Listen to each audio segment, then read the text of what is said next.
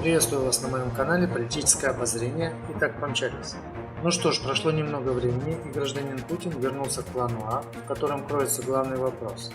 А именно, как остаться у руля и не потерять территорию, которая свалилась ему в руки нежданно-негаданно, а также не дать небольшой кучке близких людей и их семейкам потерять все блага России, которые они отобрали у россиян и силой удерживают в своих руках за их же деньги, рассказывая при этом сказки про патриотизм, врагов у ворот, великую Россию, небывалые темпы роста, эффективную власть и так далее. А тем временем, без лишней огласки, продолжать невероятно обогащаться за счет доверчивых русских граждан, жить на полную катушку, отдыхая в лучших отелях на лазурных берегах, покупая при этом многомиллионную недвижимость в развитых странах, обучая в них детей, открывая там компании на подставных лиц, чтобы перекидывать финансы на зарубежные счета, которые образуются за счет воровства и использования административного ресурса. Ведь не зря же Путин старался и распределил все ресурсы страны в руках 3 человек, а именно Чемизов СВ, политик, экономист, генеральный директор корпорации Ростех, по сути в управление которого входит вся промышленность России. Одна лишь квартирка, находящаяся в перестроенном здании бывшей гостиницы «Москва», стоит 5 миллиардов рублей. В стоимость не входит отделка и комплектация. Вид из нее выходит на Красную площадь, Вечный огонь и Кремль. Сечин ИИ, государственный деятель, топ-менеджер, президент нефтегазовой компании ПАО НК «Роснефть», имеет из числа бесконечной недвижимости пятиэтажную квартирку в Москве за 2 миллиарда рублей в жилищном комплексе клубного типа «Кристалл Хаус» площадью 1229 квадратных метров. В стоимость не входит отделка и комплектация. Миллер А.Б., председатель правления ПАО «Газпром», с 2002 года заместитель председателя Совета директоров ПАО «Газпром», засветился недавно с квартиркой в пентхаусе на Мытнинской набережной, площадь которой составляет 1396 квадратных метров. В этом же здании расположены еще 2 квартиры, принадлежащие ему же, площадью 186 и 401 квадратный метр. Рыночная стоимость квартирки с метражом в 1396 квадратных метров оценивается в 1 миллиард 200 миллионов без учета отделки и комплектации. Вид из нее выходит на Неву, Петропавловскую крепость, Исаакиевский собор и Эрмитаж. Представьте себе 600-тысячный город Ярославль. Так вот, там весь бюджет на весь 2020 год равняется 20 миллиардам рублей, что всего в 3 раза больше цены квартирки Чемизова, в стоимость которой не входит отделка и комплектация. Путин сосредоточил в своих руках экономику России на 85%. Поэтому его группировке нечего бояться и делать можно все, что хочешь, без оглядки на чье-то мнение. Ведь в случае возможных протестных акций недовольных, через поставленных у руля экономики вышеперечисленных граждан, в нужный момент спускается вниз директивка, которая идет по всем директорам предприятий, а те, останавливая производство, призывая всех работников, организованно вооружившись транспарантами со словами «Путин, мы тебя не отдадим», занять места в автобусах и отправиться в намеченную точку, чтобы сыграть роль любящих Путина. А если нужна дополнительная группа любящих, тогда подключают гражданина Золотова в ВВ, и на площадях съезжаются уже те группы любящих, которые таковыми являются за официальную зарплату росгвардейцев. Вот вся суть любви к Путину, который с помощью пропаганды втирает людям, что народная любовь является искренней, а не подложной. А на деле все является блефом и грязной имитацией, обстряпанной с помощью денег, мошенничества и разного рода других махинаций. Кстати, на прямых включениях задают вопросы те же группы любящих, о которых говорилось выше. То, что Путин с соплеменниками творят в России, называется простыми и незатейливыми словами «скрытая тирания». Но при этом все-таки не забывают обещать сладкую жизнь российским гражданам, которую они получат скоро, но сначала надо потерпеть. А тем временем в стране ситуация становится все хуже и хуже, что является очевидным для всех без исключения. Именно из-за всего перечисленного выше правящая банда и вернулась так спешно к вопросу обнуления главного бренда воровства и коррупции гражданина Путина ВВ. Они долго тянули с карантином, нагло вводя в заблуждение в том, что никакого вируса нет, это всего лишь грипп, о чем также во все горло орала пропаганда. Делалось это для того, чтобы всеми возможными способами оттянуть самоизоляцию и осуществить столь желанное голосование за обнуление и поправки. Но ситуация спешно выходила из-под контроля, что вынудило путинский картель сделать паузу и объявить самоизоляцию, невзирая на огромное желание этого не делать.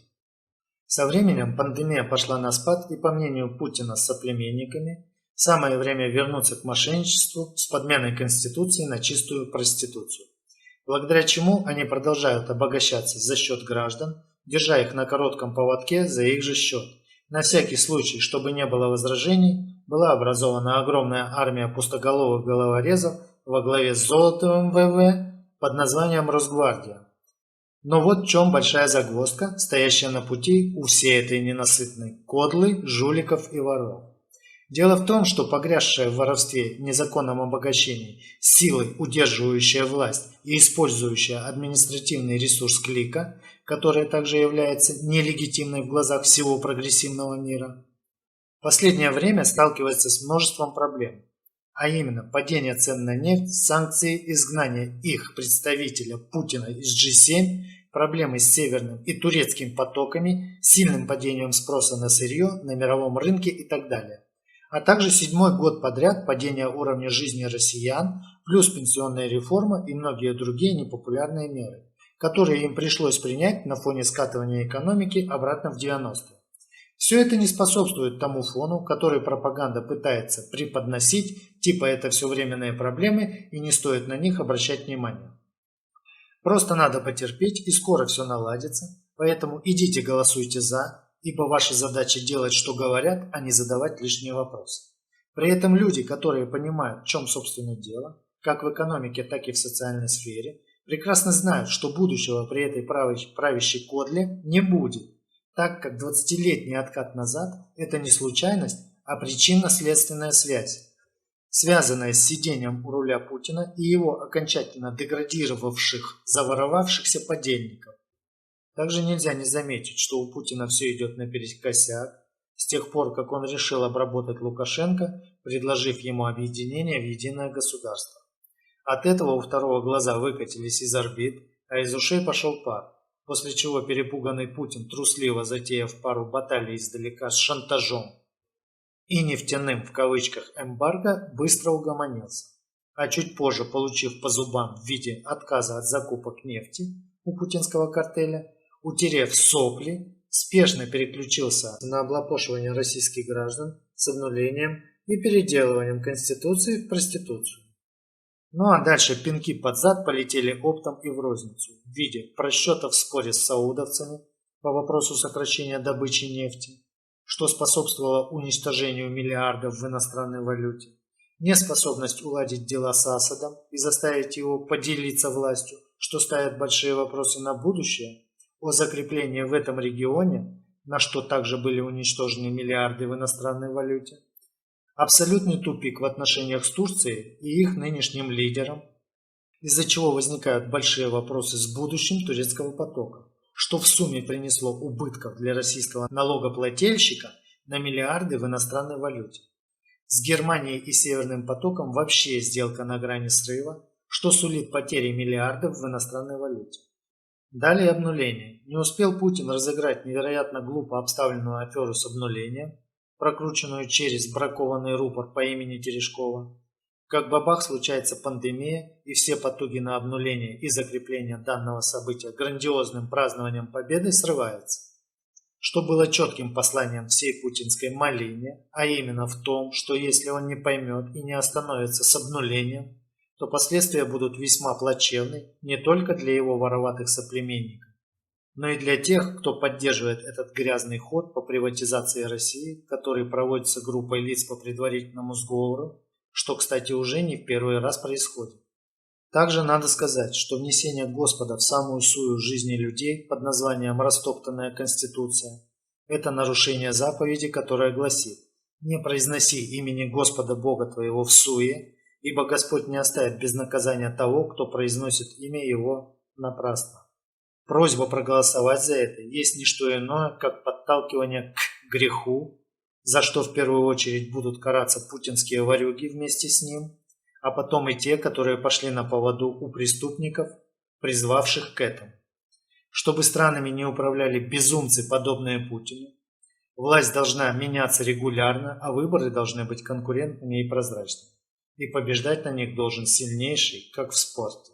Спасибо за внимание и удачи, а также не забывайте писать комментарии и подписываться на канал. До встречи!